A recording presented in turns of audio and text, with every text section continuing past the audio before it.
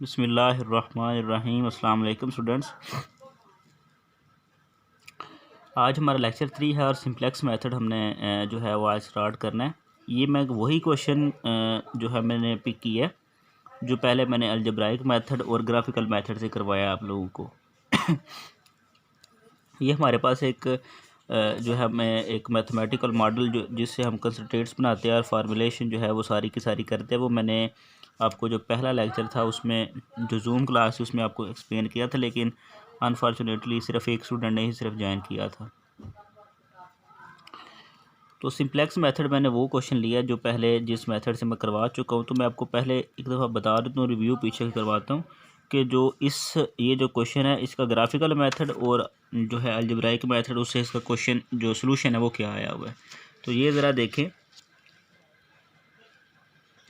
ये algebraic method से इसका जो है वो सोल्यूशन यही है इस क्वेश्चन का, और उसके बाद ग्राफिकल मेथड से भी इसका क्वेश्चन यही आया हुआ है।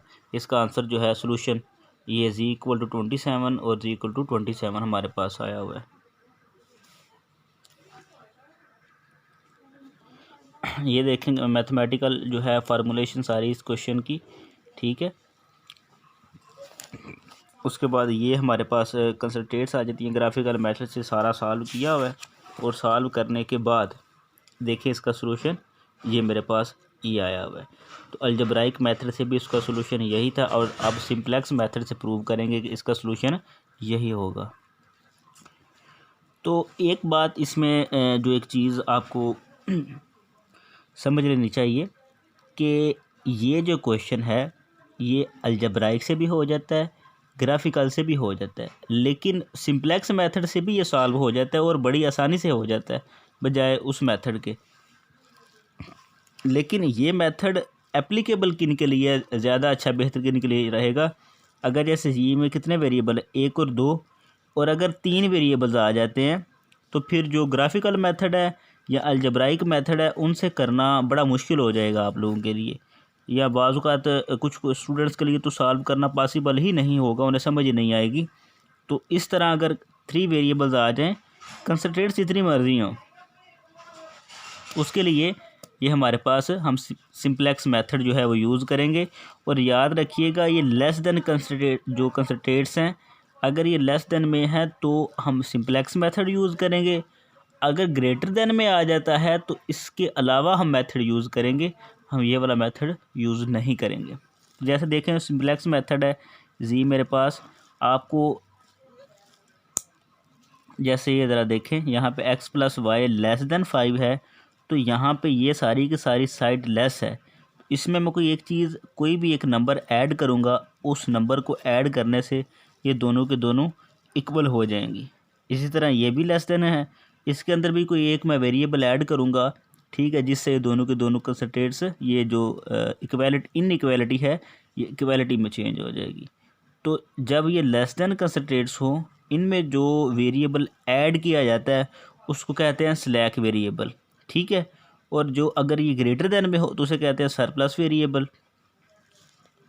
तो यहाँ पर x + y + r से इक्वल 50, सॉरी ये यहाँ पे ना बाय मिस्टेक है, ये आप लोग इसे ठीक कर लीजिएगा, ठीक है। और उसके बाद ये 3x + 2y, उसमें मैंने एक s वेरिएबल ऐड किया। ये r और s आप कोई भी नाम रख सकते हैं, ज़रूरी नहीं कि r और s रखें, लेकिन जो भी रखेंगे वो जो वेरिएबल होंगे वो स्लैक वेरिएबल जो हैं उन्हें कॉल की जाएगी इस तरह। और ये सारे के सारे variable greater than equal to 0 हैं। एक्चुअली ये मोस्ट इम्पॉर्टेंट जो है हमारे पास सिंप्लेक्स मेथड है, इससे जो है वो बहुत से प्रॉब्लम्स को सॉल्व किया जाता है और पेपर में अक्सर इसका क्वेश्चन आता है। हमारा 1 या 2 लेक्चर मज़ीद जो हैं वो इसी सिंप्लेक्स पे ही जो है वो हमारे लेक्चर्स होंगे। तो इस सिंप्लेक्स टेबल क्या चीज़ होती है पहले ये आप लोगों को समझना चाहिए, ठीक है। ये हमारे पास जो है वो इसे कैसे बनाया जाता है, सपोज जैसे यहाँ पे, ठीक है। तो हमारे पास इसको कैसे जो है वो इसे फॉर्म कैसे किया जाता है, टेबल बनता कैसे है, असल में ये बात है। 2 कंसंट्रेट्स हैं तो 2 रोज़ मेरे पास आएंगी, ठीक है। और इसके बाद यहाँ पे मैं एक CJ कॉलम दूंगा, CJ मीन कोफिशिएंट ऑफ ये मेरे पास कोफिशिएंट ऑफ ऑब्जेक्टिव फंक्शन, ठीक है। तो जो कोफिशिएंट ऑफ ऑब्जेक्टिव फंक्शन है वो हमारे पास क्या है, ये यहाँ पे आया हुआ है 6x, ये 6500, ठीक है। और उसके बाद जो कंसंट्रेट्स है वो सारी के सारी ये हैं। तो इसके कोफिशिएंट क्या हैं 6, 5 और उन बाकी दो के साथ 0 था, ठीक है। उसके बाद बेसिक वेरिएबल्स आ जाएंगे। वेरिएबल जैसे यहाँ पे हमारे पास x, y और उसके बाद कौन से हमने जो स्लैक वेरिएबल हैं r और s यूज़ किए हुए हैं, ठीक है। और बेसिक वेरिएबल याद रखिएगा, सबसे पहले हमने क्या करना है, x और y जो पहली कंसंट्रेट है उसमें सब की तीनों की वैल्यूज़ 0 1 1 है कोफिशिएंट्स, और जो एंड पे s है उसका 0 आ जाएगा। उसके बाद 3 2 0 1 ये कैसे आ जाएगा, जैसे ये देखें, ये हमारे पास सेकंड कंसंट्रेट है, इसका कोफिशिएंट क्या है 3, इसका कोफिशिएंट क्या है 2y का, और s का कोफिशिएंट क्या है 1। यहाँ पे r नहीं है तो उसका कोफिशिएंट क्या होगा 0, यहाँ पर s नहीं है तो उसका कोफिशिएंट क्या होगा 0। तो ये जैसे ही आ जाएगा तो बेसिक वेरी यहाँ पर देखें, ये ना एक आइडेंटिटी मैट्रिक्स बनना चाहिए, ये मस्ट होना चाहिए आइडेंटिटी मैट्रिक्स। जब ये बनेगा तो ये जो हमारे पास हैं ये बेसिक वेरिएबल्स होंगे r और s, ठीक है। और यहाँ पर क्या होगा CBV coefficient of basic variable. तो कोफिशिएंट ऑफ बेसिक वेरिएबल क्या है, दोनों के दोनों क्या हो जाते हैं 0 0। तो अच्छा, ये हमें कैसे पता चला कि ये जो स्लैक वेरिएबल जो इनकी वजह से, ठीक है। यहाँ पर देखें जो मेरे पास ऑब्जेक्टिव फंक्शन था मैक्सिमम का, उससे हमें पता चला था कि ये क्या बनता था 6x + 5y था ना, और प्लस 0r और प्लस 0s। अच्छा ये क्या है, ये हमने खुद से ऐड करने होते हैं सिंपलेक्स मेथड का टेबल, जो सिंपलेक्स मेथड से सॉल्व करने के लिए और सिंपलेक्स टेबल बनाने के लिए। तो ये तो हमारे पास हो गया। अब यहाँ पर देखें एक और चीज़ यहाँ पर आएगी, वैसे इसे लिखते हैं रेशो, या इसकी जगह थीटा आएगा, और रेशो क्या चीज़ है, यानी कि लीस्ट पॉजिटिव वैल्यू यहाँ पे आ जाएगी। असल में करना क्या होगा, ये तो हमने बना लिया CJ, तो यहाँ पे मैं इसकी आपको जो है वो इस तरह हम इसे लिखेंगे CJ, ठीक है। CJ यानी कि वैसे ना objective cost of objective function भी इसे बोलते हैं, या कोफिशिएंट ऑफ ऑब्जेक्टिव फंक्शन भी हमारे पास आ जाएगा 6500। ये x का कोफिशिएंट है, ये y का कोफिशिएंट है, ये r का कोफिशिएंट है, और ये हमारे पास s का कोफिशिएंट है। इसी तरह जो पहली कंसंट्रेट थी उसका x का कोफिशिएंट 1, y का भी 1, r का भी 1, s का 0। यहाँ पर x का कोफिशिएंट 3 है दूसरी कंसंट्रेट में, जो दूसरी इक्वेशन हमारे पास है 2, और ये सारे आ जाते हैं। ये राइट हैंड साइड हमारे पास आएगी। राइट हैंड साइड क्या चीज़ है, जो ये हमारे पास राइट हैंड आ रही है ना इनकी, ये राइट हैंड साइड 5 और 12, ठीक है। ये राइट हैंड साइड होगी इनकी, ठीक है। ये राइट हैंड साइड आ गई। बेसिक वेरिएबल r और s है, उनके कोफिशिएंट जो है, वैसे कॉस्ट ऑफ बेसिक वेरिएबल भी इसे बोलते हैं, और कोफिशिएंट बेसिक वेरिएबल भी इसे रीड आउट करते हैं। ये दोनों की 0 0 होंगी। तो ये जो टेबल बन जाएगा, इसके साथ राइट हैंड साइड के साथ आएगा रेशो, आपने इसे कॉल करनी है, या आप इसे रेशो कह सकते हैं थीटा, या इसमें मकसद क्या होगा इनका, जो पॉजिटिव नंबर हैं और जो पॉजिटिव नंबर वो जो सबसे ज़्यादा लीस्ट हो। तो ये यहाँ तक तो मैंने आपको समझा दिया कि टेबल सारे का सारा क्या बनेगा, ठीक है। अब आगे क्या करना है, एक ZJ हमने बनाना है।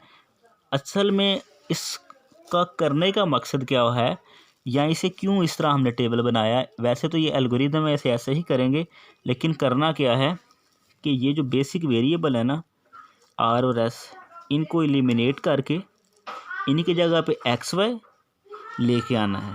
एक तो ये आपको समझ आनी चाहिए। लेकिन असल में काम क्या है, बाज़ औक़ात कुछ क्वेश्चन में तो मैं भी r रहे s गायब हो जाए, या रहे r जो है एलिमिनेट हो जाए, या दोनों ही एलिमिनेट हो जाएं।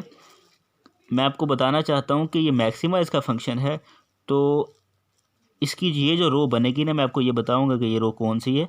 इसमें अगर मैक्सिमाइज़ का फंक्शन है तो मोस्ट जो है वो पॉजिटिव नंबर और ग्रेटेस्ट पॉजिटिव नंबर वो देखना पड़ेगा। अगर वो हमारे पास पॉजिटिव नंबर हैं तो ये टेबल चलता रहेगा, लेकिन अगर पॉजिटिव नंबर नहीं है तो ये टेबल वहीं पे ख़त्म हो जाएगा और वही हमारा सॉल्यूशन होगा। आर और एस सारा कुछ वही लिखा हुआ है। जी जे का मतलब ये कॉलम कैसे बनेगा, ये मेरे पास रो कैसे आएगी। ये जो कोफिशिएंट ऑफ बेसिक वेरिएबल है ना, इनको जो ये वेरिएबल हैं इनके कोफिशिएंट के साथ मल्टीप्लाई करेंगे और इनको ऐड कर देंगे। ठीक है, 0 को 1 के साथ और फिर 0 को 3 के साथ, फिर इन दोनों को ऐड कर देंगे। तो ये सारे के सारे क्या आ जाएंगे मेरे पास, ये भी 0, ये भी 0, ये भी 0, ये भी 0। क्यों? क्योंकि यहाँ पे तो ऑलरेडी 0 0 है। ठीक है, तो जैसे जैसे 0 आ जाएंगे फिर ये जो सी जे कोफिशिएंट ये रो है मेरे पास, सी जे माइनस जी जे करूँगा। ठीक है, 6 माइनस 0 6, 5 माइनस 0 5, ये वैसे 0 0 आ जाएंगे। तो इसमें सबसे मेरे पास जो है वो ग्रेटेस्ट नंबर पॉजिटिव कौन सा है, 6। तो इसका मतलब एक तो मुझे पता चल गया इसमें से कौन सा वेरिएबल एस की जगह पे एलिमिनेट होगा, वो कौन सा होगा, एक्स। यानी कि एस जब अब नेक्स्ट जो टेबल बनेगा उसमें ये एस ख़त्म हो जाएगा और उसकी जगह पे एक्स आ जाएगा। ठीक है, लेकिन अच्छा ये इस रो में पता चला हमें। ठीक है, और उसके बाद अब राइट हैंड साइड रेशो को क्या काम होगा, ये जो राइट हैंड साइड आई हुई ना हमारे पास, और ये जो मेरे पास इस कॉलम की बात की जा रही है कि इस कॉलम में से कोई एस या आर लिया जाएगा। तो मैं क्या करूँगा, 5 को 1 को जो है वो डिवाइड कर दूंगा 5 पे, तो 1 आ गया, 5 आ गया। और 3 को जब मैं करूँगा 12 पे तो मेरे पास आ जाएगा 4। इसका मतलब ये है कि जो 4 है मेरे पास, इस एरो से मैंने रिप्रेजेंट किया हुआ कि ये 4 मेरे पास लीस्ट पॉजिटिव नंबर है। तो इसका मतलब ये इसके सामने और ये, ठीक है, ये मेरे पास 3 नंबर है जिसको मैंने क्या करना है, एलिमिनेट करना है। यानी कि जब इसे सॉल्व करेंगे इस मेथड से तो ये 1 0 0 1 ये जो मैट्रिक्स बना हुआ है अब ये नहीं रहेगा। इन दी एंड जब इसका सॉल्यूशन आएगा तब भी हमारे पास आइडेंटिटी मैट्रिक्स बनता ही होगा, लेकिन ये वाला नहीं, इन वाला। ठीक है, तो यहाँ पे हमने क्या किया, मैं रिपीट करता हूँ इसको सारे को। ठीक है, करने का मकसद ये, तो टेबल की तो आपको समझ आ गई होगी। पहले जी जे रो बनाई, जी जे रो का मतलब इसके जो कोफिशिएंट है इसके कॉरस्पॉन्डिंग कोफिशिएंट को साथ इक्वेशन के मल्टीप्लाई करके इन्हें ऐड करना है। तो ये सारे 0 हुए हैं, तो कोफिशिएंट जब सब के साथ होंगे सारे 0 0 आ गए। सी जे माइनस जी जे, सी जे है 6 माइनस 0 5 6, 5 माइनस 0 5, तो ये 0 0। अब यहाँ पे मेरे पास मोस्ट पॉजिटिव नंबर ये था, और फिर क्या किया, ये कॉलम का मुझे पता चल गया। राइट हैंड साइड में क्या करूँगा, 5 डिवाइडेड बाई 1, 12 डिवाइडेड बाई 3, तो यहाँ पे 4 आ गया। 4 से क्या होगा, मुझे पता चल गया कि ये मेरे पास 4 जो है वो लीस्ट पॉजिटिव नंबर है। तो इससे क्या आ गया 3। अब 3 को मैं क्या करूँगा, इसको मैं सबसे पहले 1 बनाऊँगा। ठीक है, यानी कि इसके ऊपर रो ऑपरेशन कौन सा होगा, रो ऑपरेशन यहाँ पे हम करेंगे सबसे पहले जो स्टेप के लिए। ठीक है, वो एक है 1 डिवाइडेड 1/3 R2। ठीक है, क्या किया, ये जो रो 2 है इसमें मैं क्या करूँगा, इस सारी रो को मैं 1/3 के साथ मल्टीप्लाई करूँगा। जब इसे 1/3 के साथ किया तो 1 आ गया, इसे ये 2/3, ये 0 और ये 1/3 आ जाएगा। ठीक है, अब ज़रा देखें असल में करना क्या है, ये मेरे पास 1 बन गया, और जो ऊपर वाली R1 है, ये जो 1 बना है इसके ऊपर मुझे 0 बनाना है। तो 0 बनाने के लिए मेरे पास R1 जो मेरे पास आ गई, तो वो क्या आई हुई है, 1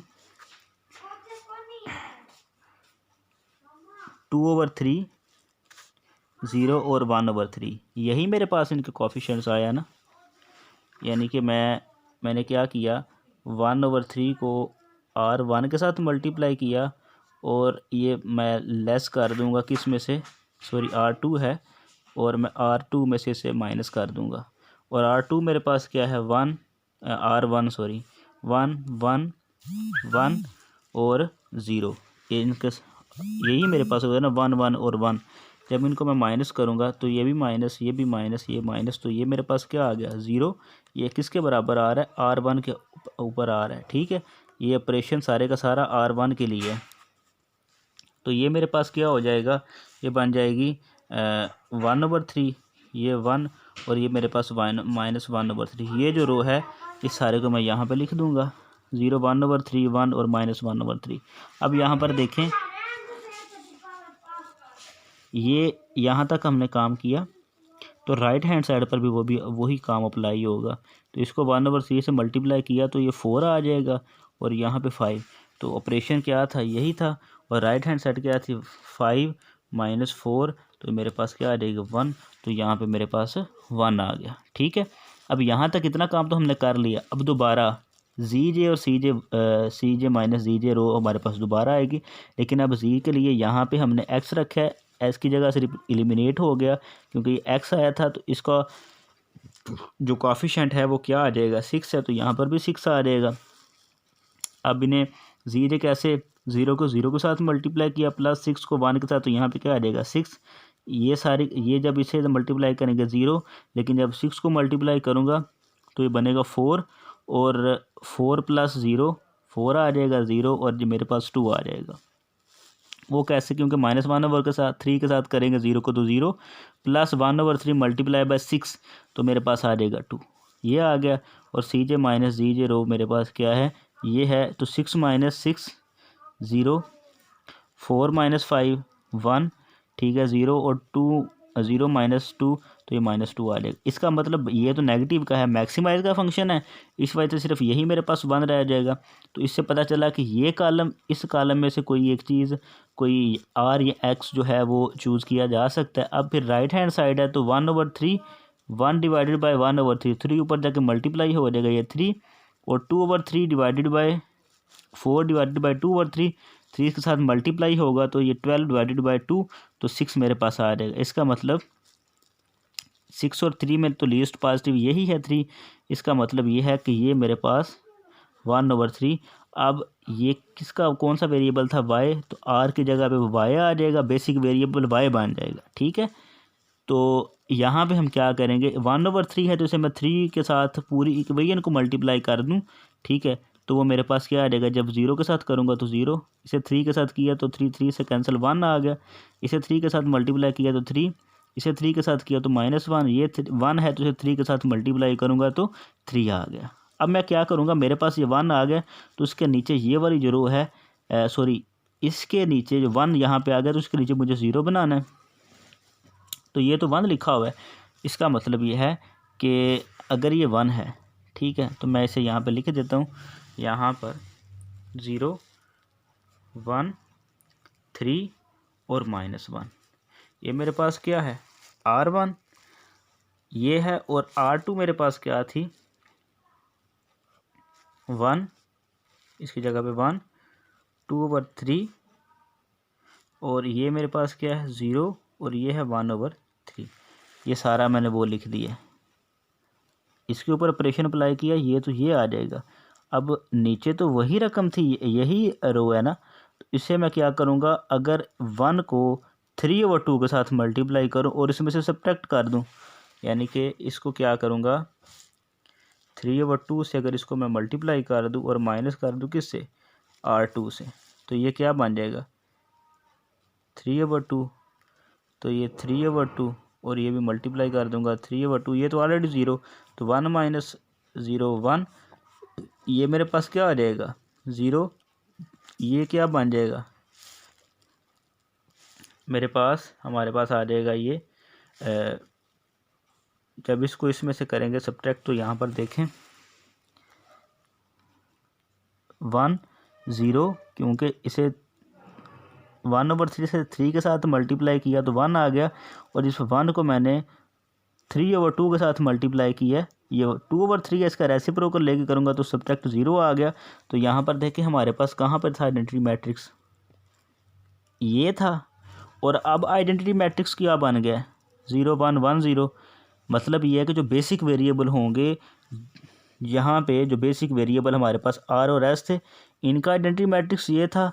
अब मेरे पास बेसिक वेरिएबल y x आ गए, तो इनका भी आइडेंटिटी मैट्रिक्स बनना चाहिए। याद रखिए जो भी बेसिक वेरिएबल होंगे, उन जितने भी हैं, अगर 2 है तो 2/2 का आइडेंटिटी मैट्रिक्स बनेगा, अगर 3 है तो 3/3 का आइडेंटिटी मैट्रिक्स बनना चाहिए। अगर नहीं है तो आपका सोल्यूशन गलत है, वहाँ पे कोई ना कोई गलती होगी। अब जीजे मेरे पास, क्योंकि यहाँ पे वाई है, आर था, यहाँ पे वाई है, तो वाई का बेसिक वेरिएबल जो है वो क्या होगा, ये अगर वाई बेसिक वेरिएबल है उसका कोफिशिएंट क्या है 5, तो यहाँ पे क्या आ जाएगा 5।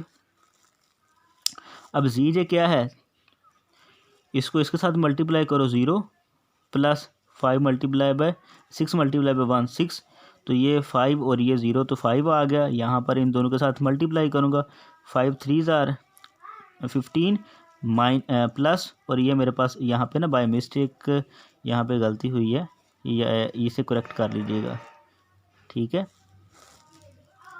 क्योंकि इन दोनों को हमने ऐड करना है तो वो जो है वो हमारे पास चेंज हो जाएगा। तो जी जे हमारे पास ये आ गया। सी जे हमारे पास क्या था, कोफिशिएंट सारे के सारे ऑफ ऑब्जेक्टिव फंक्शन, तो 6 माइनस 6 0, ये क्या है 5, 5 माइनस 5 0, ये 3 है तो 0 माइनस 3 तो -3, और ये मेरे पास 0 है तो ये मेरे पास क्या आ जाएगा, इन दोनों को इसकी जगह पे -1 आ जाएगा, 0 -1। अब देखें ऑब्जेक्टिव मैक्सिमाइज का फंक्शन था, तो अब इस सी जे जी जे में से कोई मेरे पास पॉजिटिव नहीं रहा, लिहाजा सोल्यूशन यहाँ तक ही होगा। अब क्या करेंगे, जो राइट हैंड साइड है उनके ऊपर भी यही ऑपरेशन अप्लाई होगा, याद रखिएगा। जैसे 1/3 है ना, तो इसे मैं 3 के साथ करूँगा तो ये भी मेरे पास 3 आ जाएगा, और इसको मैंने, ये जो 1 आया था इसे मैंने क्या किया था 3/2 के साथ मल्टीप्लाई किया था, तो 1, तो इसे जैसे 3/2 के साथ मल्टीप्लाई करके आपने सब्ट्रैक्ट किया ना, तो ये मेरे पास यहाँ पे इसकी जगह पे आ जाएगा 2। अब ये देखें, ये बेसिक वेरिएबल था, ठीक है, तो राइट हैंड साइड इसकी थी 5 और इसकी ऐसे जो है वो 12 थी। अब एक्स वाई है हमारे पास, तो अब करेंगे क्या, ये जो हमारे पास फंक्शन है इनके कोफिशिएंट्स 5 को करूँगा मैं 3 के साथ मल्टीप्लाई, तो क्या आ जाएगा 15 प्लस एक्स को 6 को 2 के साथ मल्टीप्लाई करूँगा तो ये आ जाएगा 12 प्लस 15 27, मेरे पास इसकी राइट हैंड साइड का सोल्यूशन आ जाएगा। इसका मतलब ये है कि एक्स की वैल्यू याद रखिए, एक्स की वैल्यू 2 है, वाई की वैल्यू 3 है, और जी जो है ये राइट हैंड साइड मेरे पास होगी, और ये मेरे पास 27 आ जाए। तो पीछे अलजब्राइक और जो ग्राफिकल मेथड है उनसे भी इनका आंसर यही आया हुआ है, तो इससे साबित हो जाता है कि मेथड जौन सा मर्जी हो आपका आंसर इक्वल आना चाहिए। ये बात अपनी जहन में ज़रूर रखिएगा। इंशाल्लाह जो आपकी क्लास होगी जो नेक्स्ट जूम की, उसमें अगर कोई क्वेश्चन हुआ तो वो डिस्कस कर लेंगे हम। और जैसे सपोज़ आपको मैंने ये दिखाने के लिए क्वेश्चन किया है, ये ज़रा देखें, ये लेस देन कंसंट्रेट्स हैं, मैंने जो है इसमें एक वेरिएबल ऐड करेंगे प्लस S1 ऐड करूँगा स्लैक वेरिएबल, वहाँ पे R और S, इसमें S1 और S2 मैंने ऐड किए हुए, तो ये इक्वल हो जाएगा। इसमें S2 ऐड करूँगा, ठीक है, तो ये मेरे पास इक्वल आ जाएंगे। मैंने 0 प्लस x2 ऐड किया, इससे क्या होगा, क्योंकि ये 0 है तो लिहाजा से कोई फ़र्क नहीं पड़ता। इससे सिंप्लेक्स टेबल बनाएंगे। सिंप्लेक्स टेबल जैसे ही हमने बनाया, तो जैसे यहाँ पर देखें ये फंक्शन कौन सा है, मिनिमाइज़ का। ये फंक्शन था पीछे जो है हमारे पास है, ये फंक्शन था मैक्सिमाइज़ का। इसमें देखना मोस्ट पॉजिटिव, ठीक है, और ये मेरे पास क्या है फंक्शन मिनिमाइज़ का, इसमें मोस्ट नेगेटिव देखना है। तो यहाँ पर देखें सी जे माइनस जी जीरो में इस दोनों के दोनों पॉजिटिव हैं, so there is no negative value in C J minus G zero, so simplex algorithm should be terminate, ठीक है। सो ऑप्टिमल सोल्यूशन ये सारे का सारा 0 हो जाएगा। तो इस वजह से याद रखिएगा, अगर मैक्सिमाइज़ का तो उसमें मोस्ट पॉजिटिव, अगर मिनिमाइज़ का उसमें मोस्ट नेगेटिव आप लोगों ने देखना। आई होप आपको अच्छी तरह समझ आ गई होगी। फिर भी अगर कोई किसी किस्म का क्वेश्चन हुआ तो आप मुझे डिस्कस कर लीजिएगा।